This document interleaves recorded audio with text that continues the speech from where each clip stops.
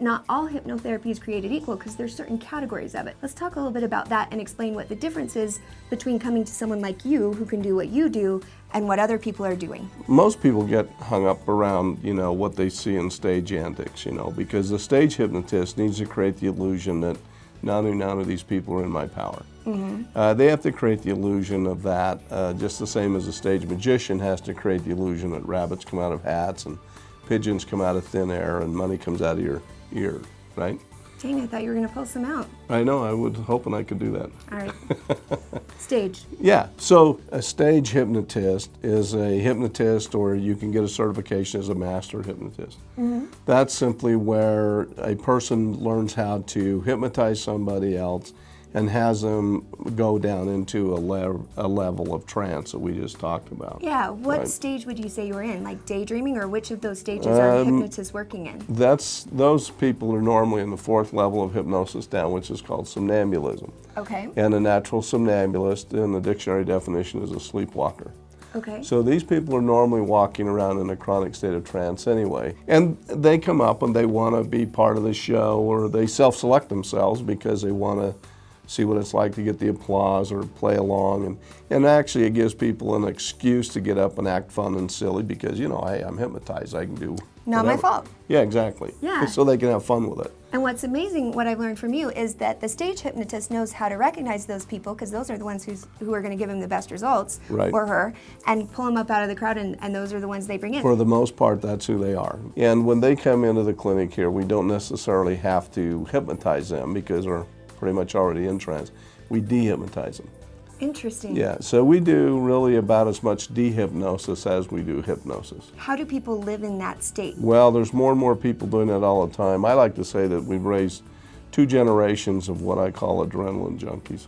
Okay. They're kids that have been raised with all of the media stimulation, all of the video gaming, those types of things. And it's actually had people stay locked into their imagination, if you will. And a natural somnambulist is a person who basically in their mind is stuck in their imagination. Okay. So they're constantly, everything's a big deal, anything that somebody does is blown out of proportion. They allow everybody's opinion to mean more to them than their own. There's some characteristics around that, and there's also physical signs of trance. When we have them relax in the chair, they'll demonstrate some physical signs that also demonstrate that they're in that state. So we're able to identify that and help them and actually teach them how to get conscious where they're more in control of their own lives. Now the next level, as far as what people can learn to do with hypnosis, would be suggestion. Yes. And what's that?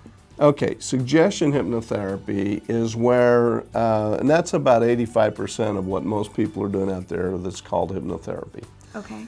What that does is that we're all acting out of our most predominant thought. Our most predominant thought around any given thing is what drives our behavior, okay?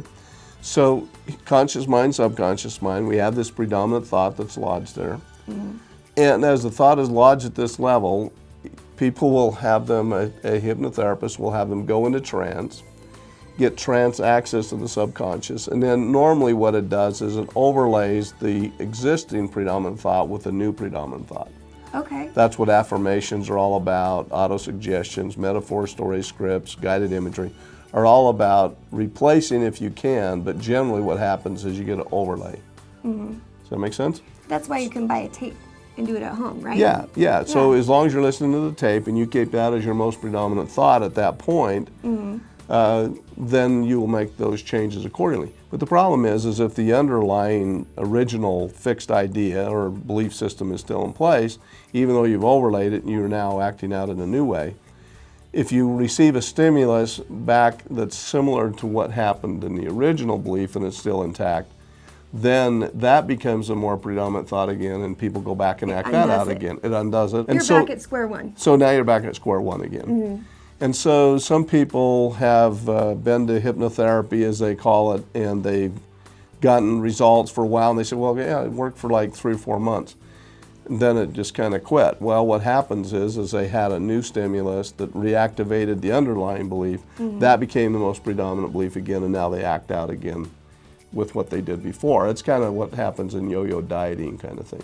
And as you mentioned, you said that's like 80% of what people are doing out there and calling hypnotherapy, but it is not necessarily the fullness that is hypnotherapy here and what it's capable of doing. And that's the clinical hypnotherapy, and that's where it's really cool. Yeah, in clinical hypnotherapy, we're doing what we would call an age regression and different Gestalt techniques and so on. What that does is, again, gives us access to the subconscious mind, but now we have processes to go back and find out what is that original belief. And we want to go down and we want to destructure, reframe, alter the perception of those memories, if you will, and clean out the weeds. Of the garden of our mind, we call it sometimes. So we want to go ahead and pull all these weeds out first. So we get all the weeds cleaned out, and now we want to use suggestion, hypnotherapy, and so on to implant those new predominant thoughts. At that level. At that level, where they're no longer in conflict with existing beliefs. Now it becomes more permanent, as you like to say, because there's not this dual structure still in place for the same behavior. We've weeded out the old one, we've implanted the new one, and now people will act out of that, and that becomes more permanent. This leads me to talking a little bit about you and why you're different here at the Certified Hypnotherapy Training School.